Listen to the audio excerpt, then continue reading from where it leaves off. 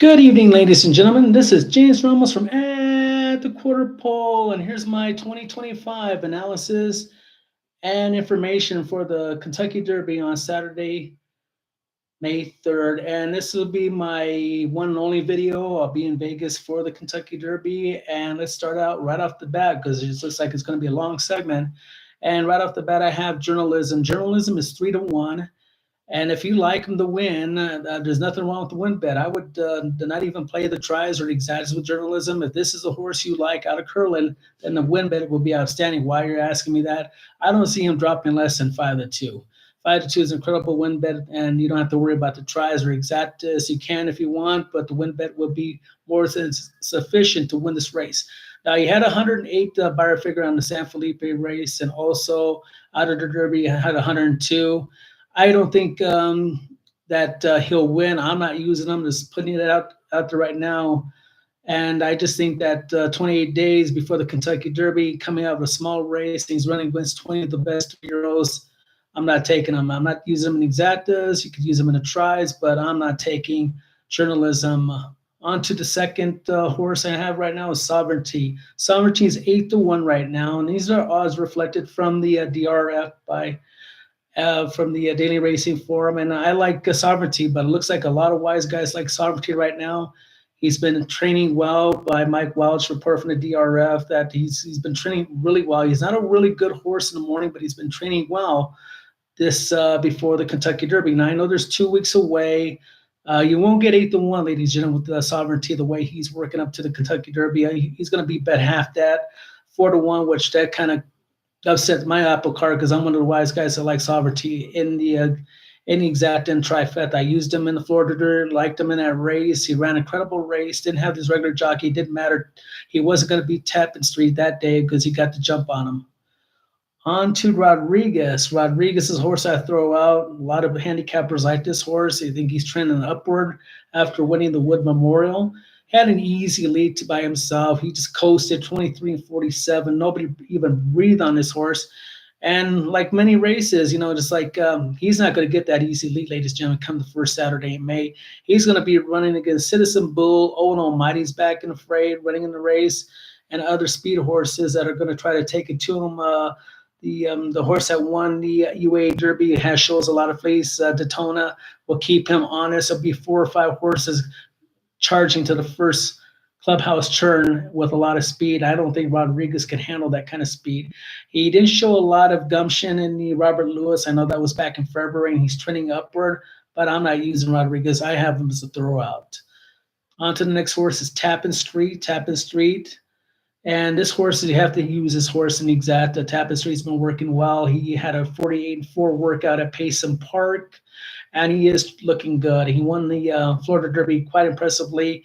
He took advantage of a very fast speed set by Madigan Road and the Curios, and he tapped him with about a quarter mile. He saved off Sovereignty. This horse is trending upward, and he has the kind of the stocking kind of position that you like in the Kentucky Derby. He doesn't want the lead, and he doesn't come from far back. So Madigan Road makes a lot of sense. Early DRF odds has Tappan Street at 10-12-1. That is exceptional value, and I think he'll go down, but not as quite down like Sovereignty. A horse you have to use in exactas and trifectas at 8-1.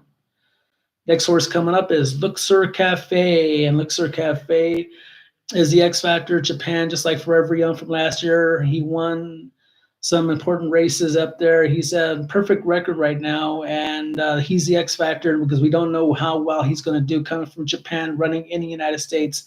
Early odds on Luxor Cafe is 12-1, trending up towards 61. That is good value.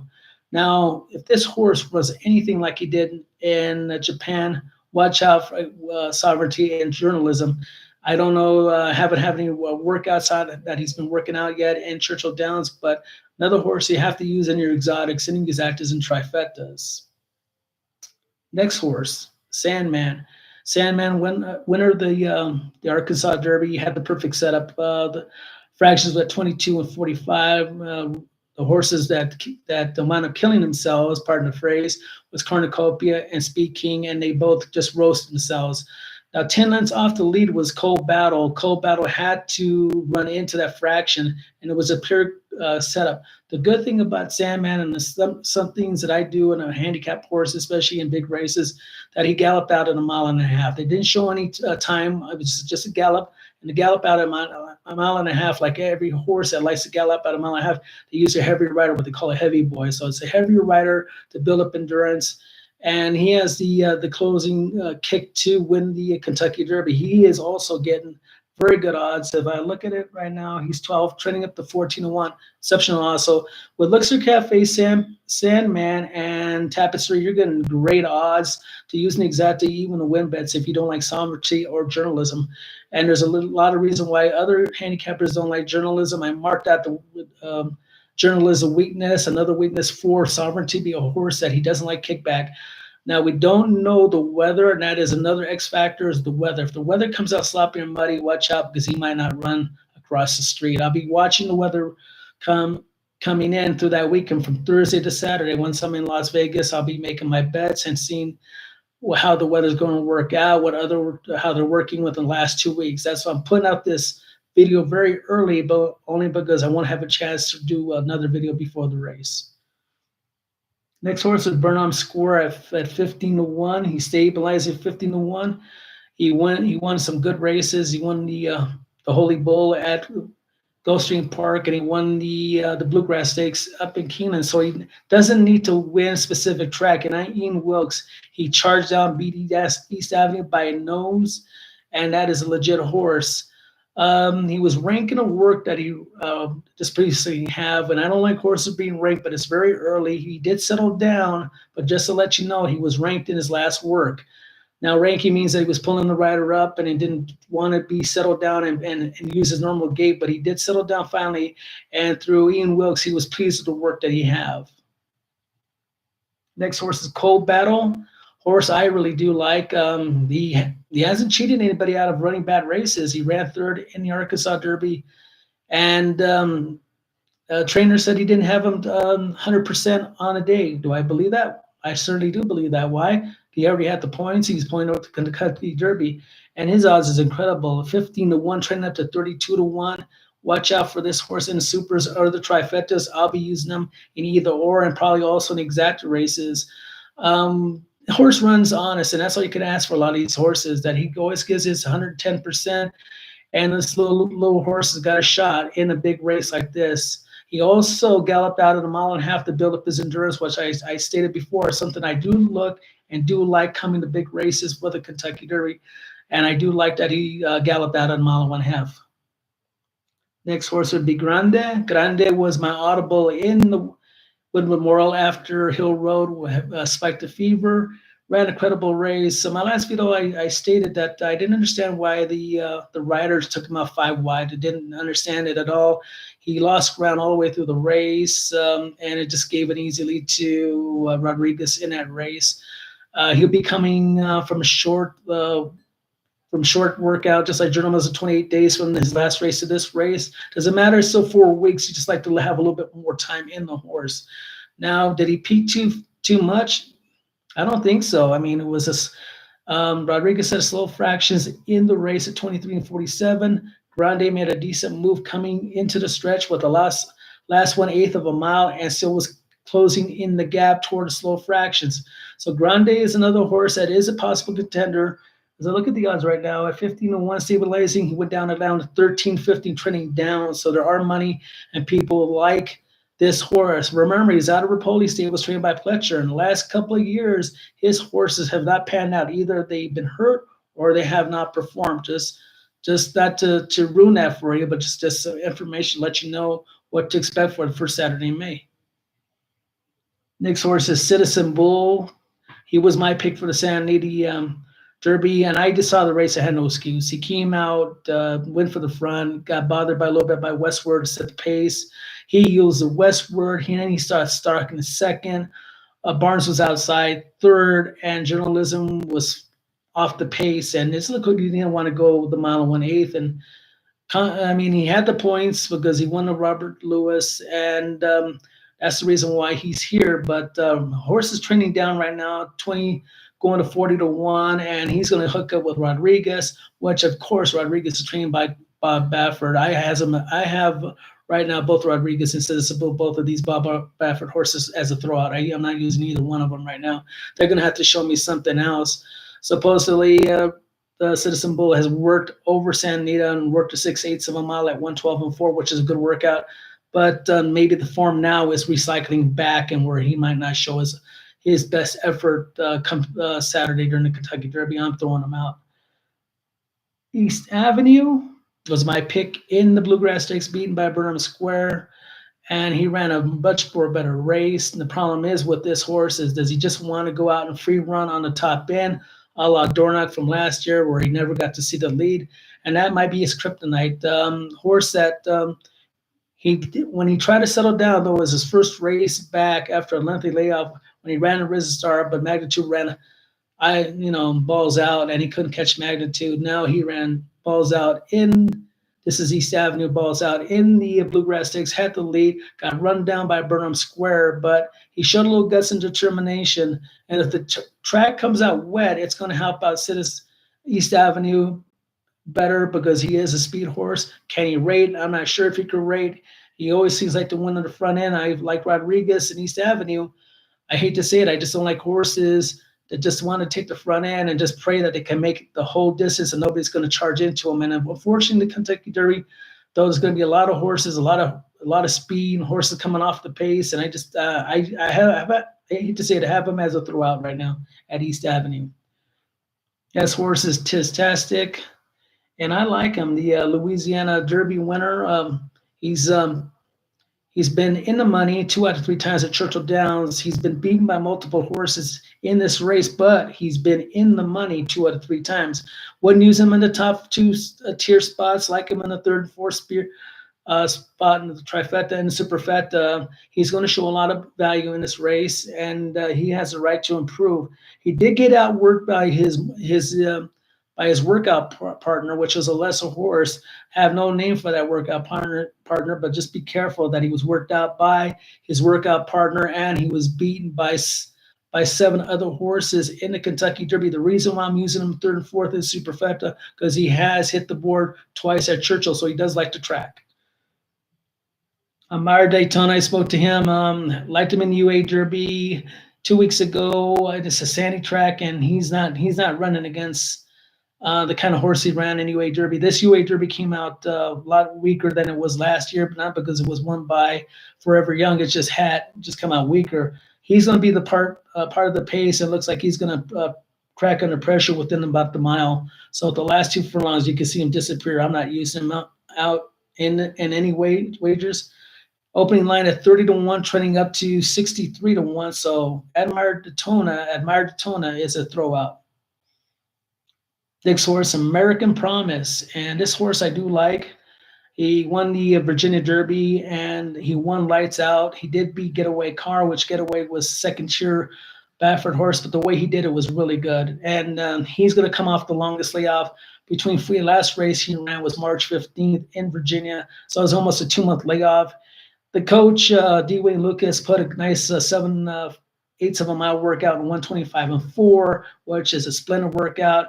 Maybe a little too fast because Lucas doesn't train that fast, and horse never has since his glory days when he had every horse in his barn. But beware his 2 weeks out. So a fast workout at 125.4 2 weeks out is not bad. This was next week. Then I worry about that. Opening line, American Promise 30-1, 53-1. If you don't like it, use them in the supers and the exotics. A good place to show better be great, because you're looking at about 20 to show, maybe $30 a place. And being honest, this horse has a shot. Watch out for American Promise. And Chunk of Gold, the horse that's the chunk of heart right there, came in second behind Tistastic in the Louisiana Derby, 30-1, going to 50-1. Hey, he's another long shot that looks good. I mean, comparing to other horses that never seem like they run different or spotty, this horse always gives a credible effort. I mean, I know Ethan West has done an a really good, fantastic job training this horse. And to get this horse for $2,500, that is fantastic. So Chunk of Gold has a shot. to hit the supers or the tries. You have to use him. There's no reason you can't use him because he shows form and he shows good form and he always runs at long odds. 30 odds trending up to 50 to 1. Can't let him go. So he's in. Final Gambit, he's in. 30 to 1, trending up to 50 to 1. The reason why the X factor is we don't know if he can handle the dirt track. He won on a synthetic track, but he's improving. He ran 102 speed figure when he won the last race. Was it Jeff Ruby? Came from out of the clouds, 5 wide, like what you like in a Kentucky Derby horse. He's trained by Brad Cox, so Brad Cox and getting that kind of odds, you can't let him go. Will he win? Nope. Will he come second? Probably not. But third and fourth in supers looks really interesting for this horse. He's trained 4 furlongs and 40. Last workout was 48.4. Look at my notes here. Yeah, let me. It's 48 and 2/5 for the 5 furlongs at 101 2/5. 6 furlongs he trained up and finished at 114 and 3/5. That's a solid workout. So you have to use him in that race. His running style says that he will improve in the Kentucky Derby. The only thing is he going to be so far back like Sandman and try to pick up a lot of dead horse, especially if the track comes out muddy. So beware, but you are getting a really good price. So you can't knock the price at all. So you have to use him because of his price. If he's lower than that, then I would say skip on it because the X factor is he hasn't run on a conventional dirt track. Next horse, Publisher, second in the Arkansas Derby, was picking up dead horses. He picked up Cold Battle and Corporaconia and Speed King, was far off, beaten by 2.5 lengths by a Sandman. This horse would break the bank like Hit Show did in the Bike Cup if he hits this race. It's a throw for me for Publisher, so I'm not using them. Flying Mohawk, second to Flying Gambit in the Jeff Ruby Stakes. Has the right to improve 50 to 1 to 100 to 1. What does that tell you, ladies and gentlemen? That the odds are trending up.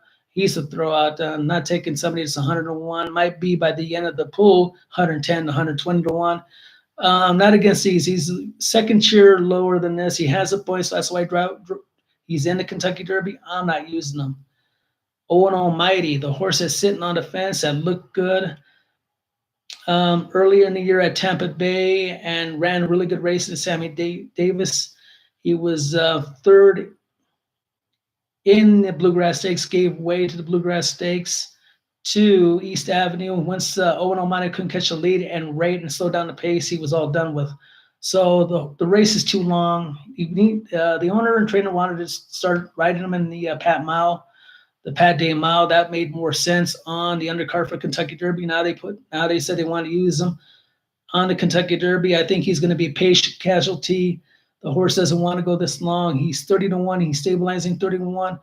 And he's a good horse. He just don't want to go to this. He doesn't want to go this distance. And I just believe that if I own a horse, I know it's great to be in the Kentucky Derby. Just being smart, I would use him in the Pat Day. It was a mile, cut back to two furlongs less than the Kentucky Derby. It just made more sense. That's what I would have done.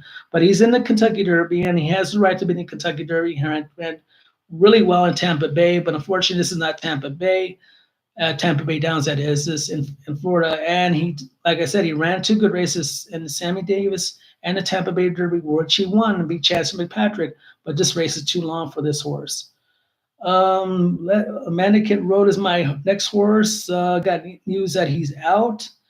And I think that covers a feel for the odds and the horses. And all I have is other information. So I go.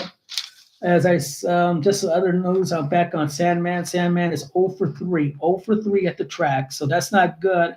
But he's got one heck of a kick, and normally a good horse with a big kick are going to hit the board in Kentucky Derby. But for some reason, he is 0 for 3 at the track. And let me go on some other notes. East Avenue on April 8th ran 4 furlongs at training at 47 4/5. A little bit. Wasn't bad, maybe a little bit too fast, especially galloping in 1.5 miles. I would have wanted it a little bit slower than that. I'm sure Brendan Walsh was happy with the work. I just thought it was maybe a little bit too fast. Sovereignty is working like a bomb, 5/8 of a mile. He had at 101 and 4/5. He covered 6 furlongs and 113 and 1. So he's not a great workout horse, but he's He's flourishing right now, and I always said, watch out for horses that flourish at Churchill Downs on the big day. So you gotta watch that horse and see how he does his workout next week and how that prepare with a workout like that. He could slow it down, and that's you gotta be worried about sovereignty. As I mentioned before, Burnham Square 4/8 rank at 49 and 4 furlongs. He ran 5/8 and 101 and 2/5. Still a good workout. Ian Wilkes was still happy. He just was ranked for some reason. Maybe he's been too much locked up in the barn, and that's what got him worked up. Final Gambit worked out at 48, 48 and 2/5 for 4 furlongs, 5 furlongs at 101 and 2/5. And he finished at 116, 114, 114 and 3/5 or 6/8 of a mile. Perfect workout. I don't want anything flashy or too fat. He's going to be running a lot for the first Saturday in May. Tapestry, as I mentioned, is working well at Payson Park. 48 and 3/5. He galloped out strong. He's looking really well. And I believe that is it for the rest of my workouts. Yep, that's what I have for your information. Now, it's before I still have other information on this long video. Like I said, I'm not doing another video till after the Kentucky Derby. Just trying to help out the handicappers. What I know is watch out for the mile and 1/2 gallops. They're bringing up the horse up to conditioning with endurance, with the heavy boy on top. Final Gambit ran a mile and 1/2, East Avenue, Cold Battle, and Sandman. So you got to put that in your racing form or on your program saying they've done a mile and 1/2 gallops. I like that. Some other handicappers might like a different trend. I like the mile and 1/2 gallops. So until we know for sure what's going to happen weather-wise, right now I can honestly tell you Sovereignty is my pick. Has been for a while for the Florida Derby. He's not going to get 8-1. Unfortunately, looking down, Trounward, second choice easy behind Journalism at 4-1. A lot of wise guys are going to be on this horse. Long shots I liked. There was a plethora of long shots. I still have to look at how they're progressing next week. And unfortunately, I won't have time to do the video. You could also comment on my video here, and I could give you information when I'm in Las Vegas making my bets. And that's all the information I have for this evening, ladies and gentlemen. This is James Ramos from At the Quarter Pole, where winning and history run neck and neck. Have a good evening, ladies and gentlemen.